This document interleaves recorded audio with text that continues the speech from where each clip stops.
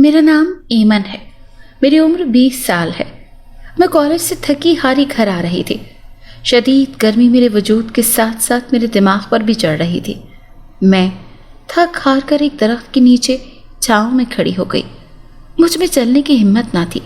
اچانک میری نظر ایک لڑکے پر پڑی۔ یہ لڑکا روز یہیں کھڑا مجھے نظر آتا۔ اپنے حلیے سے وہ کوئی امیر گھرانے کا لڑکا لگ رہا تھا۔ اس کے پاس گاڑی بھی تھی۔ جب اس نے مجھے دیکھا تو میری طرف آ گیا۔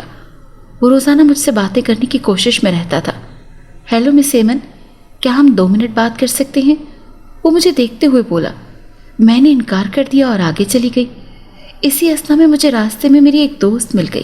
اوہ اچھا، تم کالج سے واپس آ رہی ہو؟ ویسے وہ لڑکا کون ہے؟ گاڑی تو بڑی شاندار ہے اس کی، میری دوست رشک کرتے ہوئے بولی۔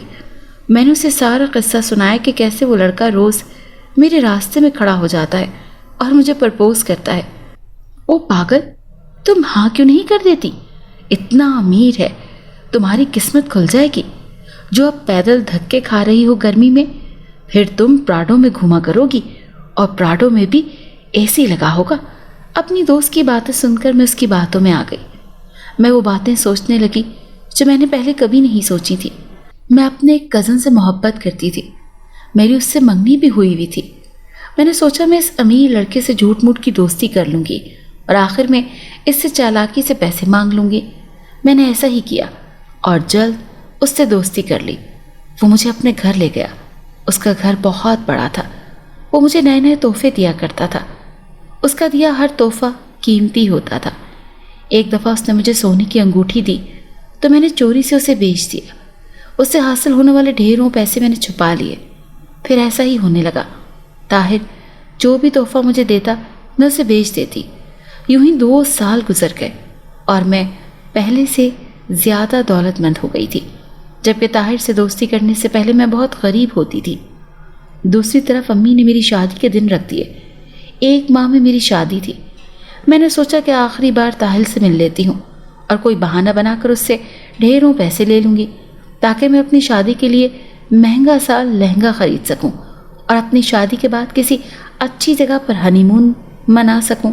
شادی کے 15 دن پہلے میں طاہر کے گھر آئی اور بہانہ بنایا کہ مجھے پیسوں کی سخت ضرورت ہے۔ امی بیمار ہیں اور بڑی بہن کی شادی کے لیے پیسوں کی ضرورت ہے۔ میری بات سن کر طاہر نے مجھے 50 لاکھ روپے کا چیک دیا۔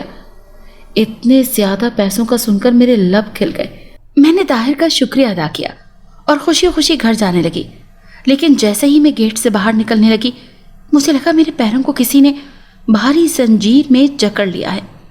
جب میں نے اپنے پیروں کی طرف دیکھا تو میں واقعی زنجیر میں جکڑی ہوئی تھی اور کسی قید خانے میں تھی۔ میری چیخ نکل گئی۔ اسی اثنا میں وہ طاہر وہاں آ گیا۔ میں حیران تھی، یہ سب اچانک سے کیا ہو گیا تھا؟ میں ایک نیک جنزادہ ہوں۔ مجھے تمہاری سادگی اور نرم دلی بہت پسند آئی تھی، اسی لیے میں نے تم سے دوستی کرنے کا سوچا، لیکن تم لالچی بن گئی۔ تم نے دولت کی خاطر مجھ سے دوستی کی۔ میں اس دن تمہاری اور تمہاری دوست کی باتیں سن چکا تھا۔ میں نے فیصلہ کیا تھا کہ میں تمہیں آزمانے کے لیے تمہاری ہر بات مانوں گا۔